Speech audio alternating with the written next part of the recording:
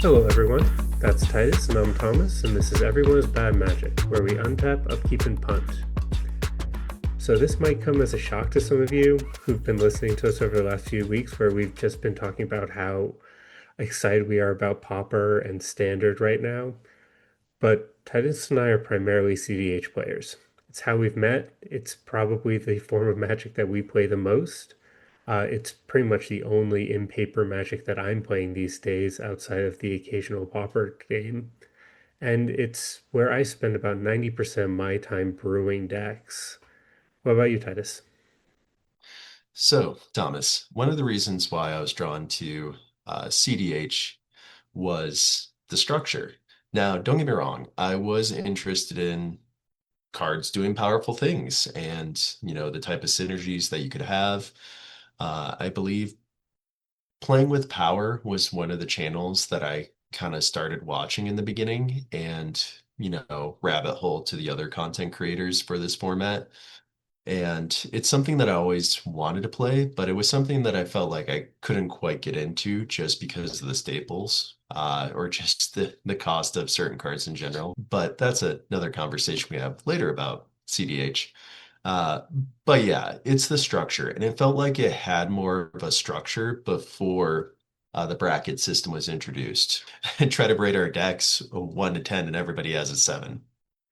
Yeah, and I 100% agree with you. One of the first things that drew me into cEDH, because I didn't aim to get into cEDH, I kind of fell into it, was showing up and realizing there was no pre-game conversation.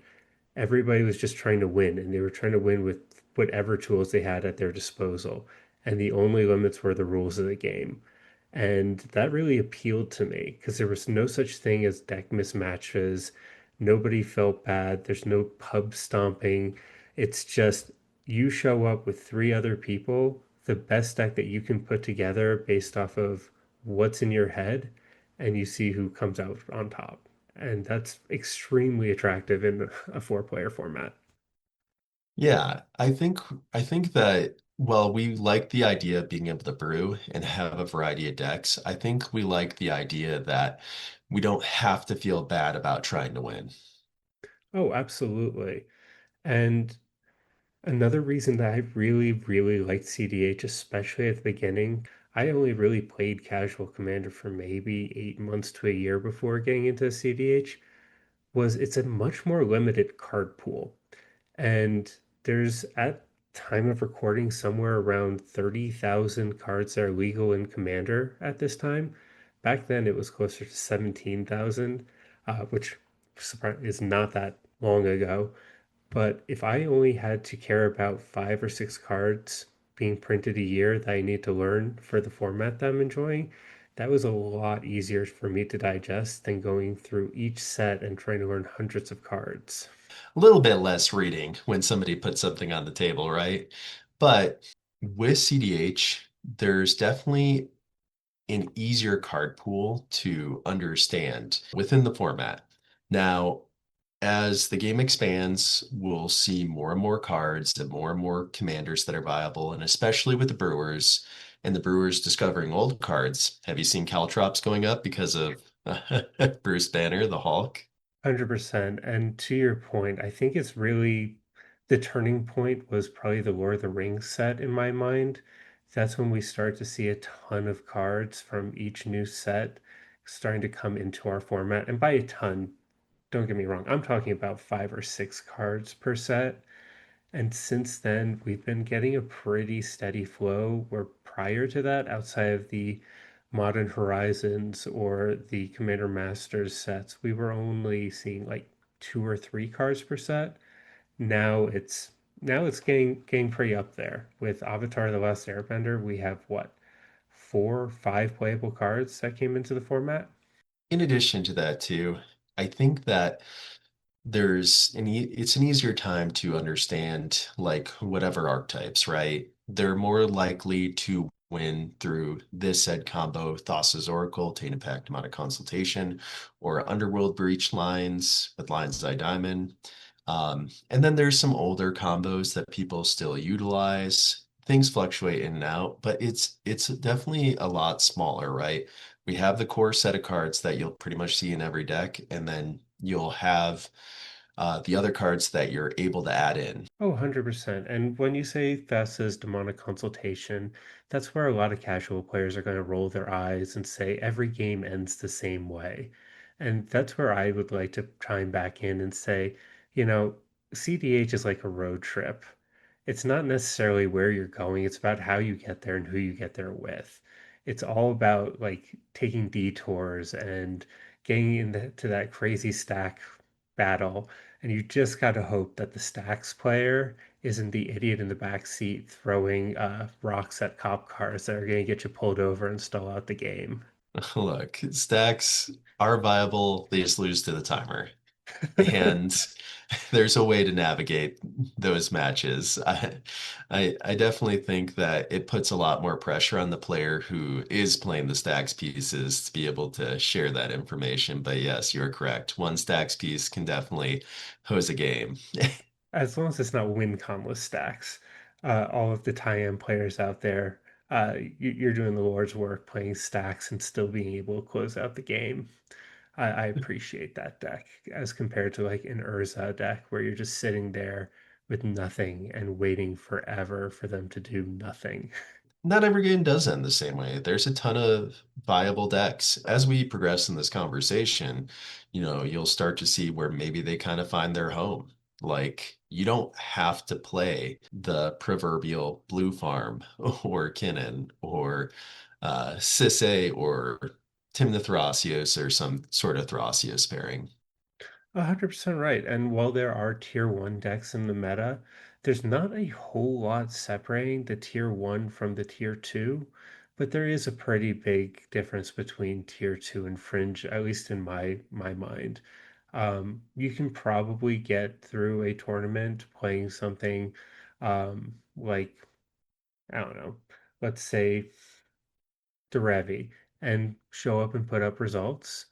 Whereas if you try to show up and play a, Cranko mob boss, you're probably going to have a bit of a worse time. Well, I think it's also to the player, right? Because say somebody is intentionally bringing something and says, I came up with a game plan to play this said deck versus I just like Krenko and I'm bringing it, right? Uh, You're 100% right. Um, and that kind of does segue into some conversations we're going to have with how to get into cEDH because there is a big difference between a brewer's advantage and being a deck specialist who can have that and just being somebody who's playing a deck that you think other people won't understand. Because people who are playing cEDH at a high level are going to be able to look at your deck and know how to interact. It doesn't matter if they've never seen the deck before. You're probably not going to show up and just knock off Blue Farm with your home brew if you haven't put in your 10,000 hours.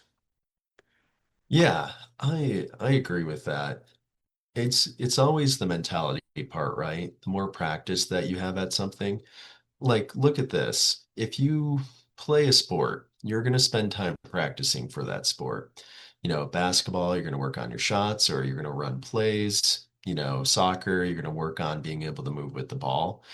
And with Magic in general, the more time you put into learning to play the game, the rules, the mechanics, matchups, and even the politics of it, because now we have to kind of navigate this game like a board game.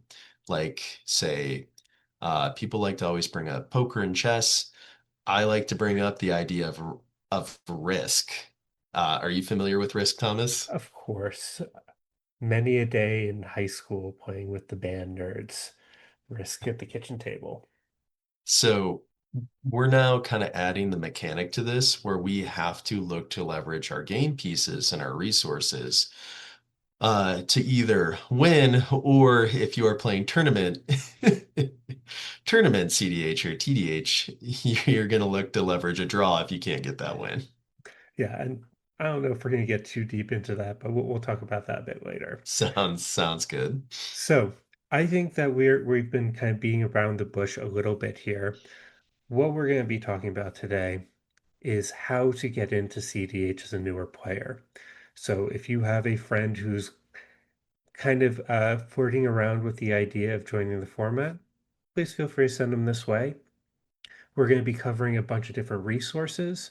We're going to be covering our philosophy of how to introduce a new player to the format, and we're going to hopefully help somebody navigate the pitfalls because believe me, there are quite a few, and we might have fallen into them ourselves because we didn't have somebody to teach us any better. Or at least I did. I can't speak as much for Titus there. Oh, I'm School of Hard Knocks and I'm still there. Jamming Hellbreaker into every deck, even if it's not got an infinite mana outlet. I love it. Not every deck, but I do love that card. I actually do really like that card. I know it's a good card. Uh, Shout out, that's a good card podcast. Um, they would never cover that. It's too good. Yeah. Anyway, so one of the main reasons why people are a little hesitant to come over to our side from casual is because unfortunately we get a bad name from players who go to their local LGS and play a powerful deck into a pod that's not ready for it. This may or may not be a cEDH deck. Surprisingly, a lot of cEDH decks don't really even play well into casual decks. They are tuned for a specific meta. If you are the type of player who wants to go and just stomp people who are not ready for your power level, chances are this format is not for you. And, you know, see yourself out. That's not who we're looking for. We're looking for players who want to challenge themselves and challenge their skill and learn and grow. This is an overwhelmingly positive and inclusive community, and that's who we want to be fostering and bringing into the fold. Yeah, I can agree with that. Early on, with kind of playing Commander, I've had that experience where somebody was playing a deck that was more so for a CDH pod. And not to say that it was fully optimized from what I remember, but it definitely comboed hard and fast when it was available. And I don't think that person necessarily, I don't think they actually really had negative intentions besides just, they kind of wanted to win, right? And that was kind of the environment that we were in was the whole winning thing. As we've grown into the format with the bracket system and, just even having CDH become more popular, I think we can definitely have those dividing lines. But I do think you are correct also in the matter that CDH decks don't always perform well into um, lower bracket pods. It depends on the deck and the strategy, and sometimes you'll get hosed by random cards. But the other thing is too, I think it's also with the players that you're playing with, right? Maybe they're just trying to sit down and have a good time, and you know, uh, they do have the intention to win, but like it's kind of a different vibe, right? And that vibe of the other person might not just be clicking and maybe should play a different list. But not to say that high power commander can also be similar, right? Your bracket four, your high bracket three, that's essentially a bracket four. Yeah, the Yeah, sevens. and that is a kind of important thing to discuss a little bit too. There isn't functionally a difference between bracket 4 and bracket 5 cEDH, other than bracket 5 is specific to a meta. And that is what cEDH is. It is a tuned meta, and that is what we are looking to play. And if you do show up with a bracket 4 list, it's not just you who you're putting a disadvantage for. If you're not running appropriate levels of interaction, or you're playing a deck that's too slow or can't really hang at the table, you're kind of creating a three-player pod, which isn't necessarily a great experience for anybody there. Um, so that is something that I would recommend considering when you are building your decks, that this is a social contract, more or less. Now, moving into it, right? CDH can be a very fun experience. You don't have to play very intensely. You can just have a pickup game with people and you're just playing with different strategies. And I think the other thing, kind of going back to that whole structure thing, is like we have a meta. You have a list of uh, pre-established ideas. If you want to brew, that's great. But you can look and even with our tournament events that we'll talk about a little bit later, you can see what's done well and kind of what's has high ratios, what cards people included. It has a direction for you to go. Oh, 100%. And one of the things that's really kind of important when you're starting out is take advantage of all the people who have come before you. Yes, Commander is inherently a Brewers format, and we are all delicate and special snowflakes who have our really cool decks that are very individualized to ourselves. Ready. cEDH is a little different than that. When you come into the format, and yes, you're not wrong, when you come into the format, you're going to learn a lot more if you are playing a powerful and established deck than if you try to come in with a homebrew. I can't speak for Titus, but when I first started playing cEDH, I played Cormella for probably 3, 4 months. Then I tried to brew Minsk and Boo for another 2, 3 months. And I probably wasted a good 5, 6 months of not really learning anything because I was wrestling with my own deck rather than paying attention to what other people were doing and trying to learn how the format actually worked. Once I switched over to Tivit, I played that for about 8, 9 months and got probably well over 100 games on that deck. And I learned how the format worked. I learned window theory. I learned when to interact. And I probably would not have been able to do that if I hadn't net decked Comedian's Tivit list. It is not only not frowned upon, it is highly recommended that you net deck your first deck in cEDH. It's going to help you as a player be able to grow more quickly. Yeah, and I can agree with that, right? Having primers, having pre-established like strategies and ideas that you can kind of follow a game plan, like Tim the Crom, right? Let's draw some cards, or maybe being a little bit more reactive with, say, something like a Tivit, or even Tim the Thrasios, even though that deck feels like it has some ability to be brewed with, because I believe in the past there was like various versions of uh Tim Thrasios, Mhm. and you could maybe have a stacks variant. You could have the Razakats, right? Um, there's some other stuff. I think that one definitely is more open, but we've seen changes, and Hazel's Brewmaster was introduced, and cards get introduced, and it shakes things up sometimes. There are good meta decks to learn the format on, and then there are meta decks that are, let's say, very challenging. There are three main archetypes in cEDH: Turbo, Midrange, and Stacks. Stacks can also fall under control. And quite honestly, I personally don't think you should try to learn the format playing a Stacks or a control deck because it requires you to have pretty in-depth knowledge of not only your deck, but any deck that you're sitting down to play against. And while we are inherently a 3v1 format and your table partners will help you with where you need to interact, they're probably also not going to help you pick your window of where you can win. They're not going to help you against their deck. So I personally think it's better to learn the format using a mid-range or a turbo deck. Mid-range will teach you a little bit more, but turbo will help you get more wins under your belt probably a bit more quickly. So I think Turbo is good. It might be complicated, but you can also look at it from the perspective of these are the lines I'm going to try to go for, looking for the window of opportunity. I think a deck that kind of functions that way, maybe like a Sisay, something that can do things quickly, a Magda.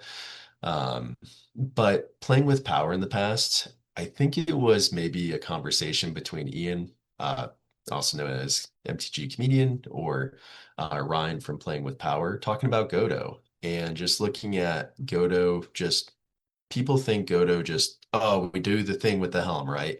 But when do Count you to do the 11. thing?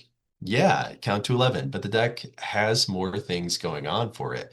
And if you listen to, I forget who you're talking with. I think it was Max from Winnin, talking to a Godo player. And they even include things like Sting from the Lord of the Rings set that untap taps your creature during combat.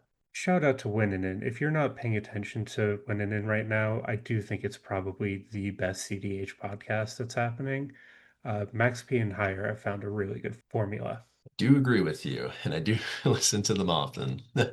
Um, like their content. So yeah, speaking of hire, hire's still on big flips, Kinnan, and there may have been a more standard way to play that deck, maybe a little less creature based.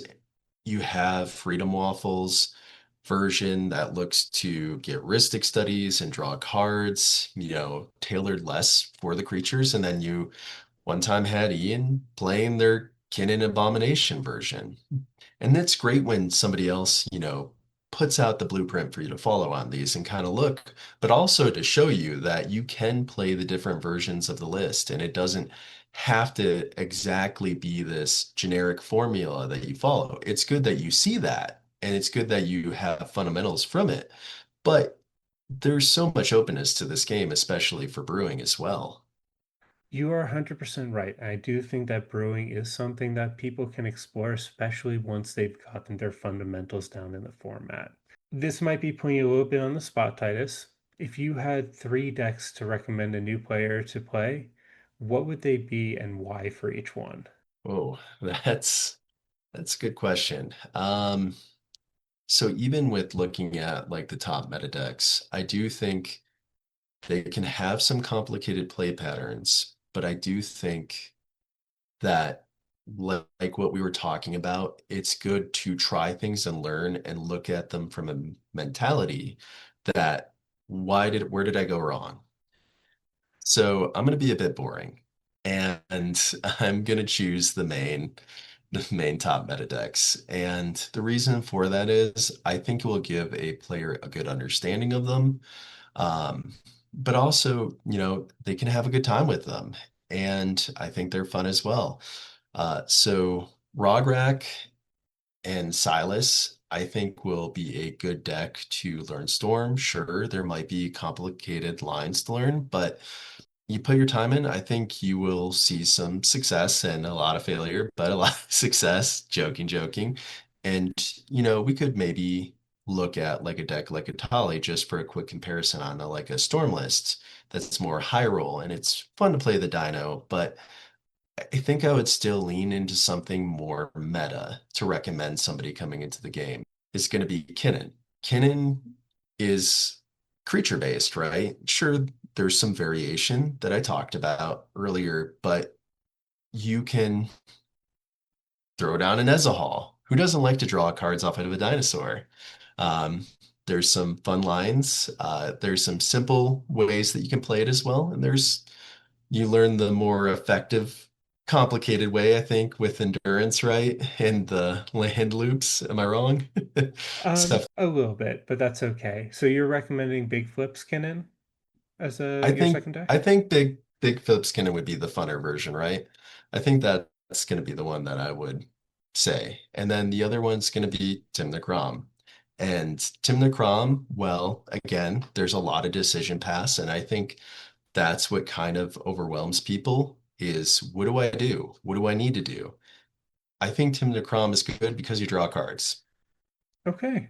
That is a strong three list. Rogside, Big Flips, Kinnan, and T and K. I will agree with you somewhat on one of those.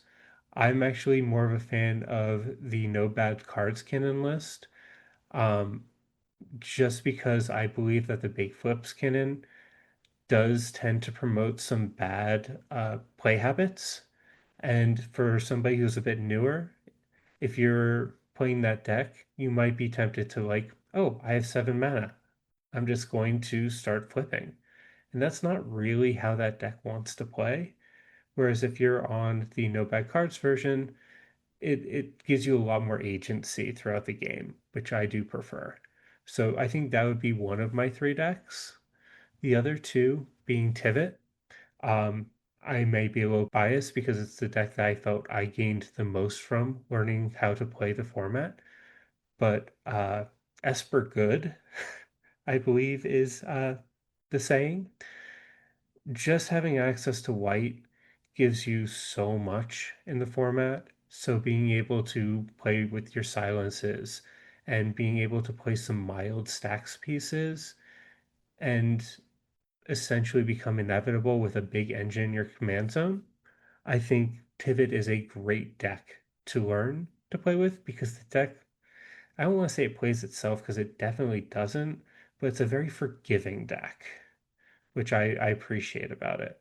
And while you went with Blue Farm as your third deck, I'm actually going to dig a little deeper and say Malcolm Vile Smasher would be my third recommendation because you can Turbo Nos, which is a great play pattern to learn how to play. But you also do have that Malcolm Glinthorn Buccaneer combo. You have a commander that makes you treasures. You can go fast, and you have a little bit of, I'm not going to say Brewer's advantage, but you do have a deck that's not quite as meta. And I believe it has a lower floor than TNK has, but it also has a lower ceiling. So I think it's a little easier to play. So, Thomas, we've recommended a few lists or commanders. What would you say for people to stay away from? So, Titus, that's actually kind of a bit of an interesting question because one of the most recommended decks that I see for newer players, I think is actually 100% the worst deck that you could hand somebody who's new to cEDH, and that's Atali. I think Atali is a insanely difficult deck to pilot, especially if you're not familiar with every other deck at the table because not only do you have to know your deck, you're going to be getting random cards from three other decks, and you're going to have to pilot through that suit. The amount of new players I see pick up this deck for the first time and then wash out of the format or just have a terrible first experience is just too damn high. And then I don't have as strong a feeling about a second deck, but man, Raw Monsoon Mage is hard to play. I tried to put that deck into paper, and I haven't made it to every card in the deck because every time I play it with like Moxfield OBS, server spell table, even if I win, I feel like I'm wasting people's time just stumbling through the lines, and I'm pretty enfranchised. I'm no pigeon on that deck. How about you, Titus? Yeah, well, I could agree with you at the Realm Monsoon Mage. I really like the deck and the style of gameplay, but I could see where it could be frustrating if you don't know how you should kind of sequence things. But I know the sequencing, that's the problem, and it still takes me 20 minutes to get through my combo turn. just not fast enough. Nope. You're right. I you're right. For me, it's actually not necessarily a deck, right? It for me, it's more of an archetype, and I do think stacks should exist, but for players jumping into hard stacks, it's a hard time recommending that one. Um, I just feel like there's definitely like points to play your stacks piece, right? But I think that comes with experience. Do you have any thoughts on that one? Oh yeah, 100%. It's not just knowing when and how to deploy your stacks pieces. You also have to convince other people to live underneath them. Because if you're the stacks player in seat 3 and you're shutting down seat 2, and you're also kind of shutting down seat 4, you have to convince seat 4 to live underneath that piece so seat 2 doesn't win. It is not an easy place to live on the board. And I've punted more than my fair share of games just because I could not use my words well enough. Stacks is an amazing archetype and one that I think definitely should exist, just like you, Titus, but grow into it. Give yourself some time to learn the format before committing to hard stacks. Yeah. And here's the other thing to say, right? I think the other thing is what kind of experience is a person entering the format with?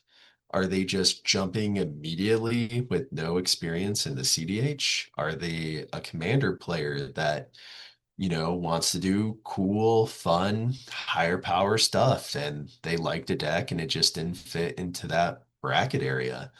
Or are they somebody that has experience and experience in 60 card with complicated archetypes, maybe within modern or legacy or some other format. I mean, look at Tamir Otters in standard, right? That doesn't look the easiest to pilot. You're Um, 100% right. And I think that's a good point. I actually would believe that somebody who is experienced playing 60 card at a higher level would be better equipped to start cEDH than a commander player who's been playing for years but doesn't utilize the stack. yes.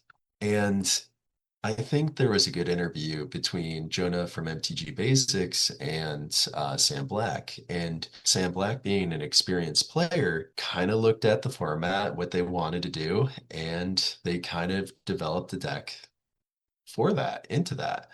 And that's the thing, right? I think there is a place for brewers, and if somebody's coming in with a good amount of experience and takes a look and has a direction they want to take and doesn't want to play a meta deck, I think that's great. We kind of gave those recommendations, more so from a place of having an easier time of getting into what CDH is and has to offer.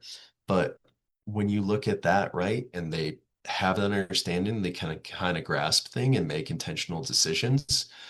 I think that's a place where they can look at something a little bit more off the wall. There's a list actually, Thomas, on I've seen it pop up in tournaments. Oswald Fiddlebender.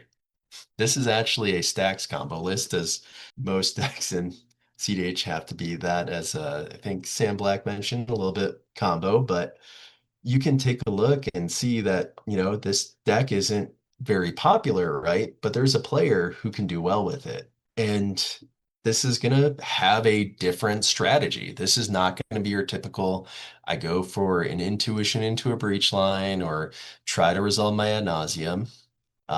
It's going to require a more complicated, possibly sequencing and understanding of the matches. And that's kind of what we're getting at is as you grow as a player, you might be able to pick something like this up. But, if you're really dedicated, you might be able to pick it up faster. It's a question to ask yourself. So, Thomas, you had an easier time getting into CDH. I kind of had to learn through changing decks a lot, unoptimized decks. Well, Titus, you say I had an easier time than you, but I was brewing those unoptimized decks with you. And I think that between you and I, we showed up to our local tournaments with somewhere around 10 to 15 different decks over the course of a year at one point. Fair. Yeah, fair. I didn't Finding. really settle on a deck until after Snowy Summit and Nadu was banned. That's when I picked a deck. I don't know if you fully picked a deck yet. Still in progress. I really like VV Orniteer, and I think a lot of people like VV Orniteer, right? But this is a deck that I think it's not going to be as easy as, say, playing one of those other lists. If you really enjoy it, great. But this is the other thing too, is you're not going to win everything, and what are your expectations, right? Mhm. And realistically, if you have a plus 20, 22, 25% win rate, you're doing great. You're probably exceeding early expectations. But I think we've kind of covered choosing your first deck, maybe ad nauseum. A, uh, but we want to cover a couple resources that are available for new players that we wish that we had been using from the beginning. And I think that probably the single best tool available currently is EDH Top 16. This lets you find deck lists that have been winning tournaments. And that's not necessarily to say that these are the only decks in the format, but if you look over at EDH Top 16, you can organize by commanders, tournaments, and staples to essentially see what decks are doing well by time period, tournament entries, and tournament size. You're not going to find every deck here, but you can pretty much search for most decks and get an idea of what cards are being commonly played. Yeah, this is a great resource because you can look through all the cards, you can look at kind of percentages, and you can look at popular commanders, and if you don't see something on there, you can even type in a commander name and see if maybe they just weren't popular enough to kind of show in the main algorithm. And you can even control for the time frame, right? If you're looking at a commander, if you want to look at top performing or if you want to look at recency. Before EDH Top 16, we kind of used the cEDH decklist database. So the cEDH decklist database, to be completely transparent, we're not entirely sure how often this is being updated anymore. But what is really, really useful about this is that it's a centralized location where you can find primers for most competitive decks, and more importantly, at least in my opinion, discords. cEDH lives in discords these days. This is where you can find other people brewing the decks that you are working on, and you can ask questions, post your deck lists, and kind of do learn from other people who are playing that archetype. Unfortunately, Reddit is a terrible cEDH resource, and I would strongly recommend trying to stay out of there if you are trying to brew a new deck or learn something about the format. What is nice about the cEDH decklist database is you have your competitive deck section, a brewer's corner with decks that just haven't been added to the main list, and then a database with historical lists as well. And outside of that too, Moxfield is a great place to build and test decks with its playtest function, but you can also look up cEDH decks on there and even look up like brewers. Like you can find like a popular person and see kind of if they have made their list public. There are also some features in Moxfield that not everybody is aware of, where you can do things like look at the EDH recs underneath the search bar, and that will show you staples that might be missing from your deck to check and see if you're missing things that other people are commonly playing. Another thing that's super useful in Moxfield that I don't think is available in other deck building sites is being able to search and add packages. So if you were looking at, let's say, a red list that you're running Mind Goblin for, you can go to add a package. And if you've subscribed to a package, it's going to be available to add to any of your lists. Or you can browse packages to find something like your cEDH lands lists to add into any of your decks. It's also kind of nice that you can just open up a Scryfall and drag and drop cards directly into your Moxfield list. It's pretty Not cool. sponsored, just a show. Uh, Scryfall is great as well. Scryfall's amazing, but Scryfall's amazing for everything. I don't know if you're on Play Nice yet, Titus, but I've been tracking my games on it. This is a great way to enter your games over the decks that you've been playing, and you can keep track of your win and loss and draw rate, as well as your seat position, the reasons that you've won, the decks that you've played against. Not exactly like game changing, but it is really good to keep track of how you've been doing over time. And it can validate some of your choices with your decks. There's also a newer forum that started by our friends over at Critical EDH called adnos.gg. If you are old as dust, like I am, you may remember back in the day when you could just go onto a forum and search for a deck or a topic to talk about. One of the problems with Reddit and Discord is that the information is not exactly permanent. It's very transitory. Forums kind of fix that problem by having all of the information stored and searchable. I personally have posted a deck list with a primer on AdnosGG, and I've gotten feedback from other community members. It's a pretty cool resource, and it is something that I would recommend that people check out. Hire is also committed to uh, listen to community feedback on here. Congratulations, Hire, to making it onto the Commander format panel. I'm personally stoked that we got another voice added to the Commander format panel, and I couldn't be more happy that's Hire. Every interaction I've had with them has been an absolute pleasure, even if they probably don't remember playing games with me. Titus, you had another one that you wanted to cover as well? Yeah, learncdh.com. Um, I don't know how often it's being updated, but this was created by Freedom Waffle to my knowledge. And I just believe it's like a collection of information of the different resources, like even the Decklist database, and I believe different YouTube content channels. So, yeah, just a good resource all collected together. And for those who don't know, Freedom Waffle, aka Evan, is one of the top cEDH grinders just in the country. They are a voice that is worth listening to. Speaking of content creators, Freedom Waffle is a member of MTG Basics, one of the channels that we would recommend checking out. One of the other YouTube channels that I would recommend is cEDH TV. I really like that they explain their thought process behind mulligans and they explain their thoughts throughout the game. I think that's a unique take that they do.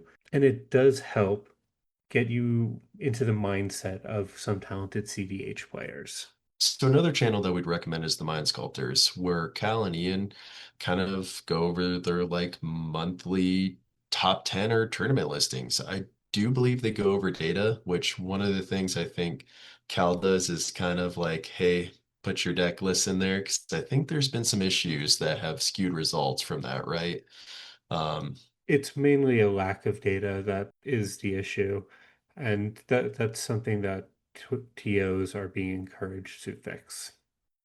But yeah, Callahan and Ian have, a great thought process and to kind of what they're choosing. They do kind of have the same kind of stock top three every month, but I think it's a great channel and they do go over why they think what they think about those lists. Another one is going to be Critical EDH. Um, they go over their keeping tabs on cEDH, kind of have their thoughts on what's going on with the format and all sorts of content. I actually really enjoy the deck techs that they've been doing lately, and that's what I would really recommend checking out from them. They've also published several coaching sessions for various decks that they play, which are worth checking out, especially if you're interested in something like Blue Farm or Kefka. And yeah, kind of to speak to that, that's something that I do appreciate, going over like deck techs. I know that other people have done this as well, and thank you for all the content creators that go over the deck lists. One of the channels that is no longer active, but was pretty big for me, coming into the format, just watching stuff was cEDH Cast, which was a channel to my knowledge that MTG comedian Ian was on with Braden, if I recall correctly. And they would also go over their interview people and go over the mulligan process and the list and kind of have conversations about it. And I think that's great, especially for people that are wanting to learn decks that are maybe not the most frequently played. One other thing that I think is a little bit prohibitive for people jumping into the format is when they look at our decks and they see, oh, that costs $6,000. I'm not going to do that. Buying into the format can be a little bit intimidating. But there are several ways to do so that are not nearly as cost prohibitive as it may initially appear. How do you get the majority of your decks, Titus? So in the past, because of how proxies were in the beginning, at least locally to us, I was trying to acquire real cards and playing unoptimized lists. Which I do think inhibited maybe some of the things that I could do. But, there are workarounds within that. Now we've gotten to a great place, and I still buy real cards and I still utilize proxies as well and try to be respectful of the environment that I attend, right? Just making sure it's okay. But once we were allowed to have proxies, even to a limited degree, and then having it opened up way more, I think that kind of like opened the floodgates of like trying things out and having different possibilities or feeling like, maybe this isn't for me. But proxying is a good way for cEDH because it's a community driven format. Now, there's still stores that in certain locations that aren't entirely for it. I think Casting Cost CDH kind of brought that up, another channel check out. Outside of that, like say you're playing online in Spell Table, or if you have a group of friends, and if your store allows it, proxying, it makes the decks that you look at being like four, five, $10,000 into like, 50 to $100. When we're saying proxies, I don't know how you're getting yours these days, but I'm pretty much an NPC fill stan at this point. I've tried a bunch of other services. I have not been really thrilled with the quality that I've gotten. So even with the tariffs, I do generally feel like it's worth going and ordering from NPC fill, especially if you can split shipping with two or three people. I think it's worth it to order multiple decks at a time, just to save on the cost there. But if you want to save even more cost, most places will let you draw with markers a la play to win on your cards for altars, for your proxies. The only real prohibition that we see in most settings is putting strips of paper in front of your cards, just because that could count as marked cards. That said, I agree with Titus. I tend to have one deck that's mostly paper, mainly because I haven't shelled out money for the avatar cards yet. And then I'll keep a rotating two to three decks that are just proxies because I want to play other decks other than my main deck occasionally. Kind of thing with cEDH, right? You can get the core cards and kind of rotate them around easily, right? Mox Diamond probably goes in pretty much every deck. Yeah, if you order three sets of each duels, you're going to be okay for a little bit. Awesome. Well, that pretty much covers a basic how to get into cEDH. I would always be happy to be a resource for anybody who's trying to get into the format. We want more people. We're always hungry for more players. And cEDH is growing so fast. There's tournaments all the time, everywhere. There are play dates, at least in our area, almost every night of the week now, which is amazing. And I still think it's the most fun way to play Magic, even though I'm playing a ton of 60 card format right now as well. I really, really love this format, and I hope that you get a chance to play it with us at some point. Get Magic the Gathering is what you make it. Uh, you don't have to play one of these meta decks, the things that are going to be the most popular or prominent. And it may be a process for you, but this game is what you make it. I 100% agree, and nobody says you have to play a meta deck forever. I just recommend doing it to learn the format, then go and brew your weird jank and learn it inside and out, and make it so other people don't know your combos. Nobody knows how my Trevi list works. I love that.